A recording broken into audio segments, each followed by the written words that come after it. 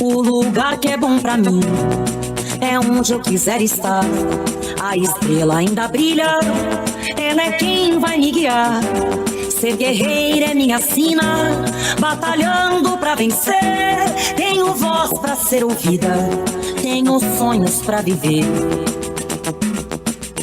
Não vão mais conseguir me anular, me calar. Ninguém vai me impedir de cantar e lutar. Seja em casa, no campo, na rua ou na praça, chega de mordaça, agora eu vou falar. Porque eu sou mulher pra fazer acontecer.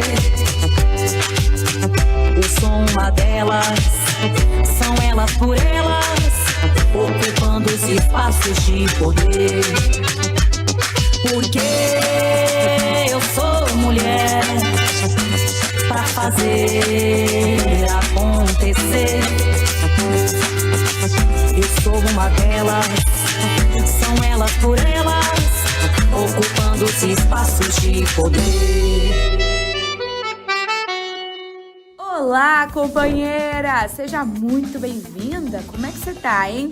Na aula de hoje, nós vamos falar sobre o tema Mulheres Trabalhadoras Domésticas, com Creuza Maria Oliveira. A Creuza é fundadora e secretária de formação do Sindicato dos Trabalhadores Domésticos na Bahia e presidenta de honra da Federação Nacional das Trabalhadoras Domésticas, a FENATRAD. Além disso, Creuza é militante do Movimento Negro Unificado e é secretária de Direitos Humanos da Confederação Latino-Americana e Caribenha das Trabalhadoras Domésticas. Olá, eu sou Creuza Oliveira, estou presidenta de honra da Federação Nacional das Trabalhadoras Domésticas e secretária de formação do Sindicato das Trabalhadoras Domésticas da Bahia. Milito no movimento de mulheres negras, também sou militante pela luta pela igualdade racial e outras lutas importantes para nós, trabalhadores e trabalhadoras, para as mulheres em geral, né? Mas a minha categoria é a categoria de trabalhadora doméstica, o qual eu comecei a trabalhar antes dos 10 anos de idade, e a minha militância sindical iniciou na década de 80, com um pequeno grupo de trabalhadoras domésticas que se reuniam 2 vezes no mês, que era o segundo e quarto domingo do mês. E a gente se reunia para discutir coisas relevantes à nossa categoria. Nossas condições de trabalho, as formas de violência no local de trabalho. Até 88, a gente não tinha direitos garantidos, como salário, 13º. A gente só tinha direito mesmo à carteira assinada e 20 dias de férias. E a contribuição da Previdência, que para isso precisava apresentar um atestado criminal para poder ser inscrita na Previdência. E como o resultado da luta, sempre as mulheres têm lutado para conquistar o seu direito, o direito ao voto, o direito ao trabalho, todos os direitos das mulheres, né? Nós lutamos para conquistarmos isso, senão não aconteceria, né? E a história das trabalhadoras domésticas no Brasil é uma história desumana, né? Que foram mulheres que foram traficadas de África para o Brasil e outras partes do mundo. E no Brasil, essas mulheres vinham para fazer o trabalho na casa grande, mas também fazer o trabalho na lavoura, né? E eram as mucamas, as amas de leites, que eram as escravas daquela época. No processo da assinatura da abolição da escravatura, né, que completou mais de 100 anos, 136 anos da assinatura da Lei Áurea, e que a gente sempre diz, né? A Princesa Isabel assinou a lei, mas não assinou as nossas carteiras, não garantiu moradia, saúde, educação, trabalho digno, decente. E nesse processo da assinatura da Lei Áurea, nós passamos de escrava para criadas, empregadas, e hoje nós dizemos somos trabalhadoras domésticas e fazemos parte da classe operária brasileira e mundial. E a gente contribui para a economia do Brasil e do mundo. Mas, infelizmente, o nosso trabalho ainda não é reconhecido como deveria ser, como qualquer outra categoria. E as trabalhadoras domésticas vêm nessa luta pelos direitos há quase 100 anos, porque Dona Laudelina foi uma mulher negra que estava à frente do seu tempo e que foi a primeira trabalhadora doméstica que criou a primeira associação de trabalhadora doméstica em 1936, por Dona Laudelina de Campos Melo, em Santos, né?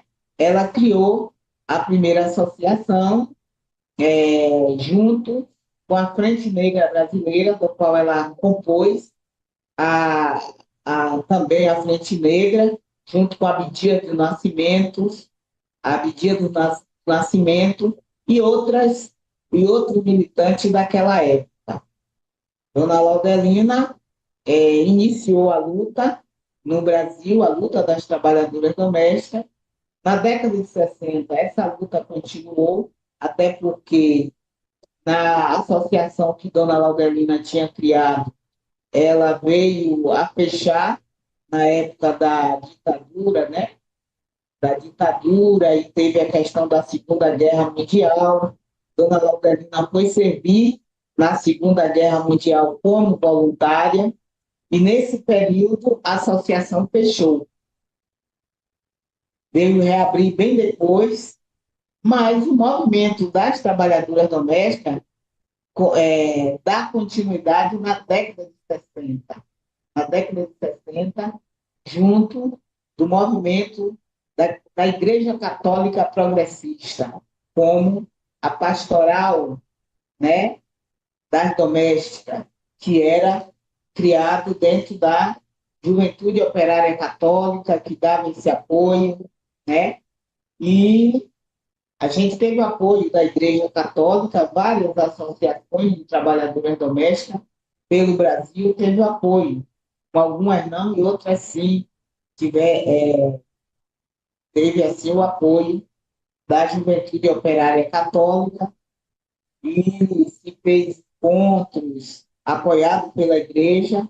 E na década de 80, as trabalhadoras domésticas começam a se organizar já com pouco apoio da Igreja, já que a gente estava aí na luta para se tornar de associação para sindicato.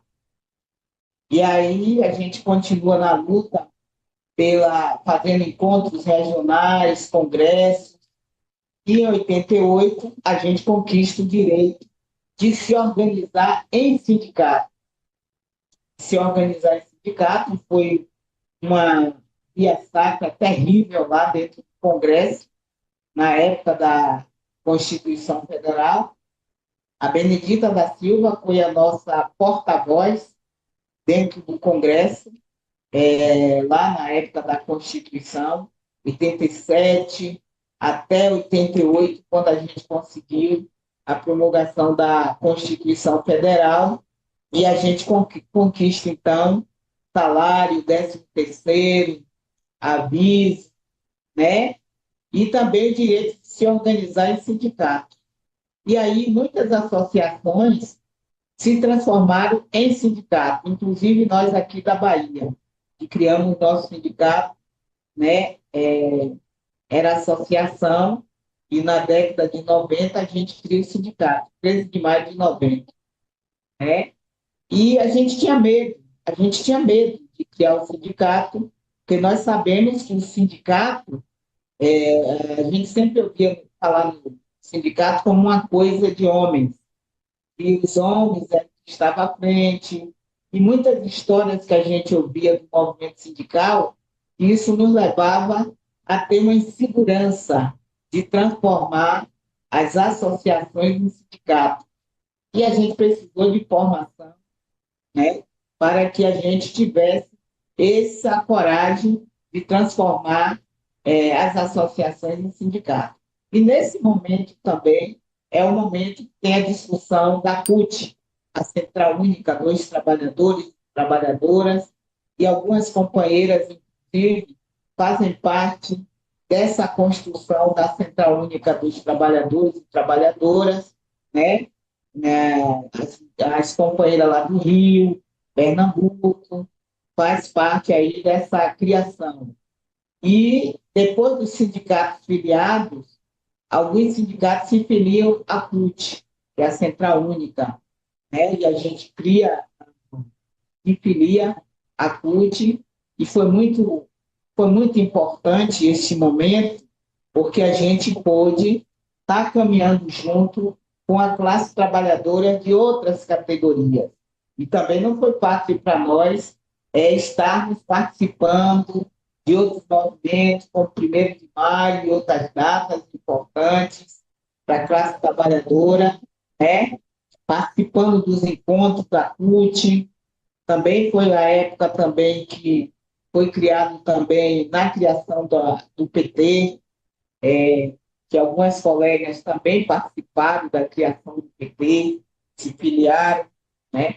E assim a gente vem há quase 100 anos nessa luta para organizar a nossa categoria.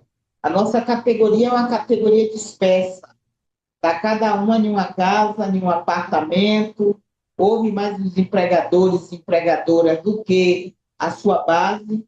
Trazer uma trabalhadora para dentro do sindicato, para o movimento sindical, não é fácil, e a gente começa assim, gateando, participando do movimento sindical, participando do movimento feminista, mesmo sabendo que no movimento feminista branco era a maioria patroas que estavam lá no movimento feminista.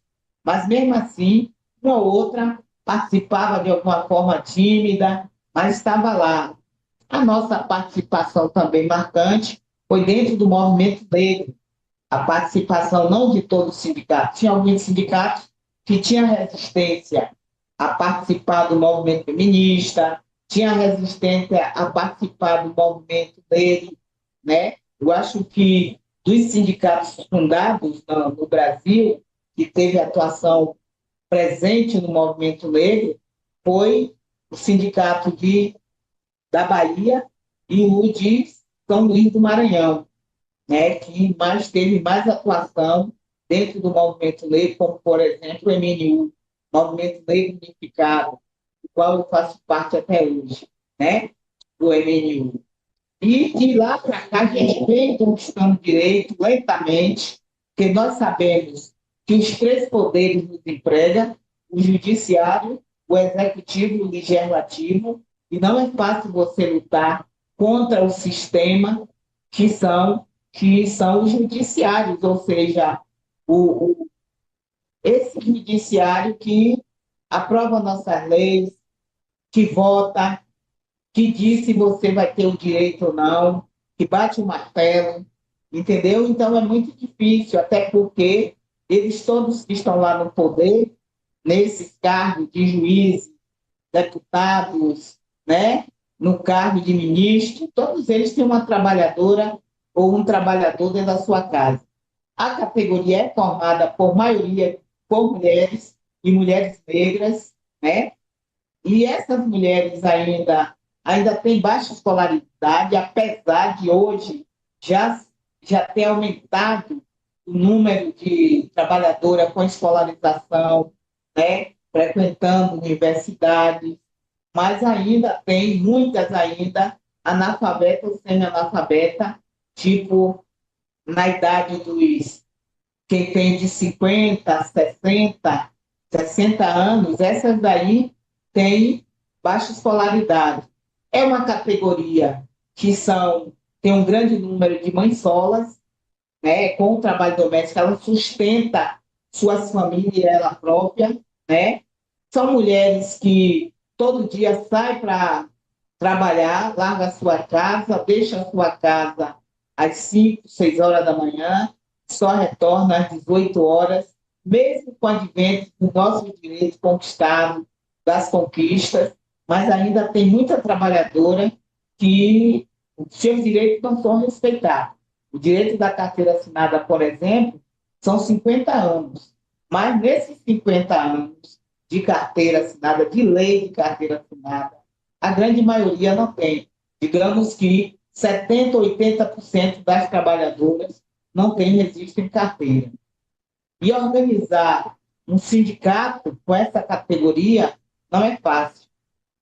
Nós estamos aí, o sindicato tem sindicato quase em todo o Brasil, também temos uma federação nacional, que é a FENATRAB, Federação Nacional das Trabalhadoras Domésticas, tem sindicatos espalhados pelo Brasil, que são filiados à CUT, né? Filiado à nossa federação. Existe também, temos também uma federação latino-americana e caribenha e uma federação internacional, que é a FIT, né? Então, a gente procura estar se organizando a nível local, a nível internacional, porque o trabalho doméstico ele existe em todo mundo. Agora, existem diferentes formas de organização, tanto no Brasil como a nível internacional. Aqui no Brasil, a organização sindical ela é mais legítima, com as trabalhadoras que estão à frente dos sindicatos, presidindo, e organizar um sindicato é fazer política. E nós não fomos educadas para fazer política.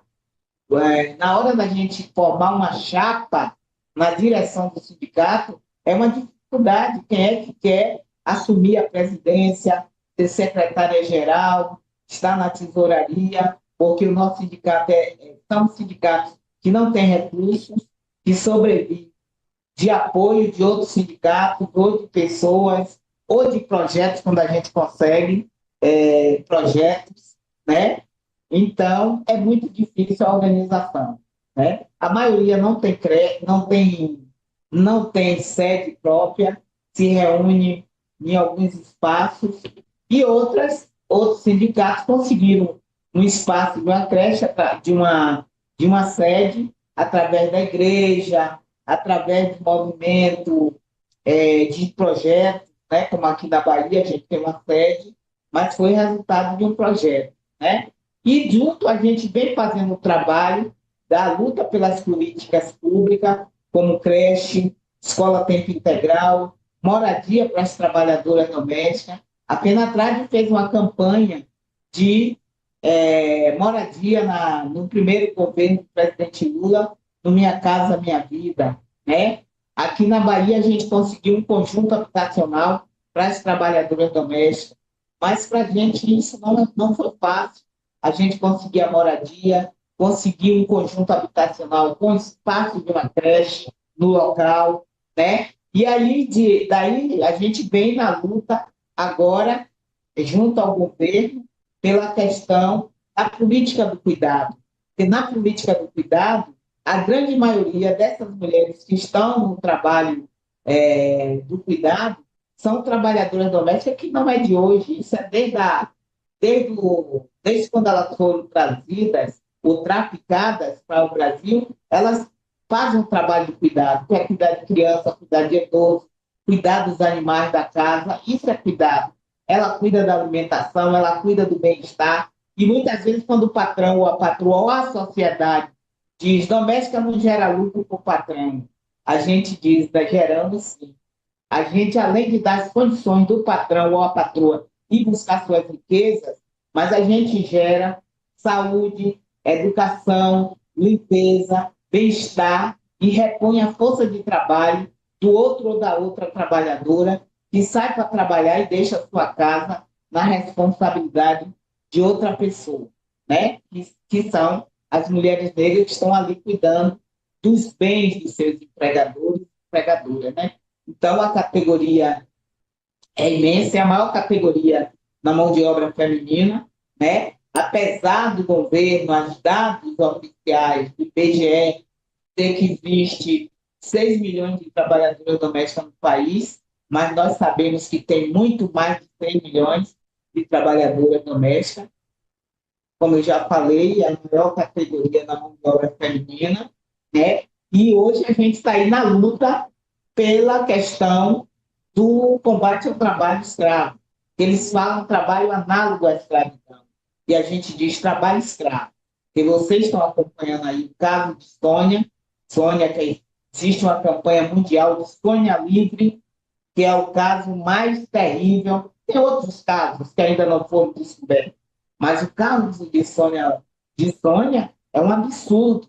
Sônia foi levada aos 9 anos de idade de São Paulo para Santa Catarina, sem autorização da mãe dela, e Sônia foi resgatada, trabalhar na família Borba, né, que é um desembargador que escraviza, a família dele escraviza a Sônia há 40 anos. E Sônia não tem nem o direito de ir passar o ano novo, ou seja, o Natal com a família. Existe uma campanha internacional contra o trabalho escravo, no caso de Sônia, mas também tem outros casos que foram resgatados, outras mulheres negras, trabalhadoras domésticas, que foram resgatadas do trabalho escravo, e que a gente tem se preocupado com o antes, o durante e o depois. Depois que elas são resgatadas, com a idade de 60 anos ou mais, o que será do futuro dessas mulheres que só conheceram aquele ambiente, trabalhando sem direito à carteira, sem direito à férias, nem à folga, né? Então, a gente está aí nessa luta para combater o trabalho escravo em todas as categorias, em especial as trabalhadoras domésticas, que, infelizmente, muitas vezes elas são resgatadas e querem voltar para a casa dos avós, né? Porque o único mundo que ela conheceu durante 20, 30, 40 anos foi aquele mundo. Ela não teve sonho, ela não teve oportunidade de criar um